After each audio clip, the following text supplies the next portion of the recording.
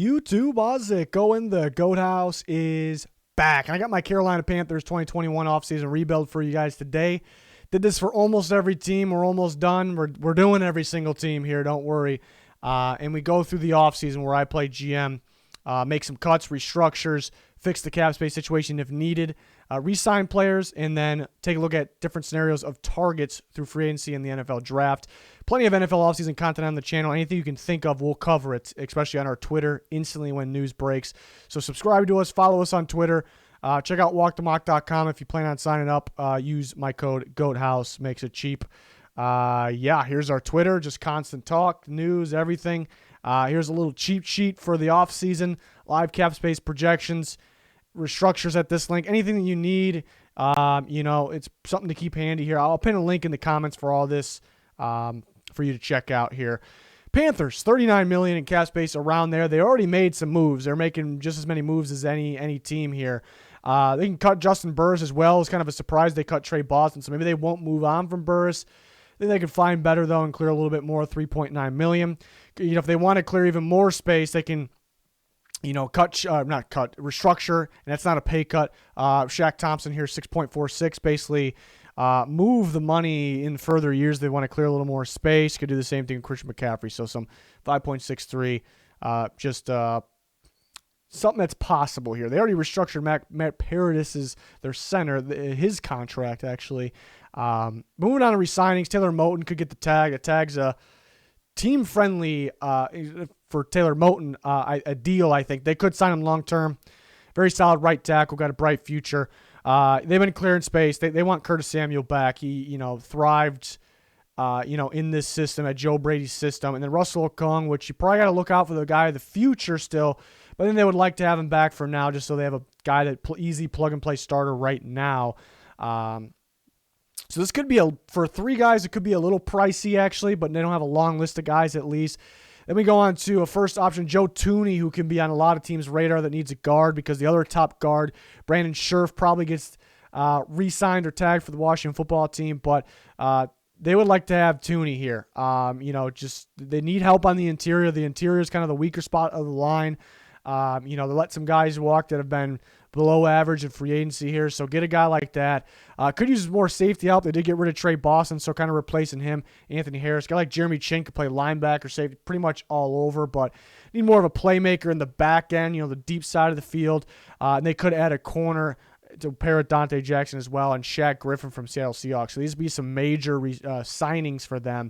So this draft option is, what if they go don't get a quarterback, in the draft, and maybe they, who knows, maybe they go with Teddy Bridgewater, maybe they find a guy in free agency. We do have another scenario coming up, but they were very close to trading their 8th overall pick within, Matt Stafford, and they've been involved in other talks. So, it feels like they're not in love with the idea of the quarterback prospect they will get at 8. That's what that tells me, actually. So, I don't know how likely it is they end up with a quarterback in the draft. We'll see. Kyle Pitts, phenomenal prospect. Could play inline tight end, slot tight end, outside tight end, receiver, same thing pretty much. So this offense will be that dynamic.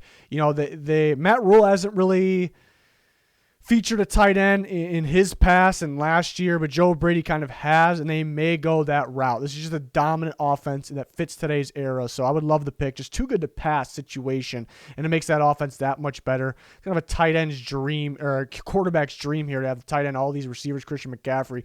Then they could add Liam Eichenberg, who probably goes second round. He's polished run blocking, could work a little bit pass protection, but fine there. So that would be ideal. And then Tufele from USC, I got to pair with Derek Brown in the inside. The Panthers actually have some needs. It's a really dangerous team, mainly because their offense and a growing defense. They have some needs. They could go another pass rusher, maybe Gross Bateau steps up, though. Love me some Brian Burns. Could add linebackers, to pair with, Shaq Thompson. Jeremy Chin plays up there quite a bit as well. So we'll see. But here's another scenario. I had to give the Panthers fans what they wanted, the potential Deshaun Watson trade, which they seem to be the front runner right now, unless the Giants, or the Jets, or the Dolphins get in serious talks because they have more to offer. But in this case, kind of best case, where they just offer a load of picks. I don't want to trade Brian Burns. I really don't want to in this scenario. But they grabbed Deshaun Watson. And they had that weapon tight end through free agency, Jonnu Smith, that mismatch problem, which there could be a little bit of a bidding war for him.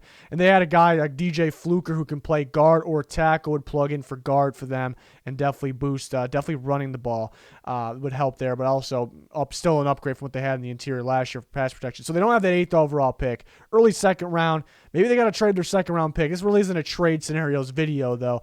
But Calvin Joseph would be a good fit there. Kentucky, former LSU corner at Kentucky. Very good man coverage, very physical, good playmaker. Would start at corner for them, I think, right away. So then adding a safety, a guy who can play free or strong, which kind of helps them because they got guys that move around a bit. But Darius Washington playing his split safety scheme at TCU. And then they add a defensive lineman that could move around a bit, in my opinion. He can play off the edge, or I think he can play a little inside, more of a pass rusher from the inside. That's Rashad Weaver from Pittsburgh, who was pretty productive for them. There was games where I knew about, about this guy, Patrick Jones, who's a really good player from Pittsburgh, and you're watching him, but then you start noticing Rashad Weaver. So that's kind of a sneaky guy, maybe lacking a little bit of athleticism.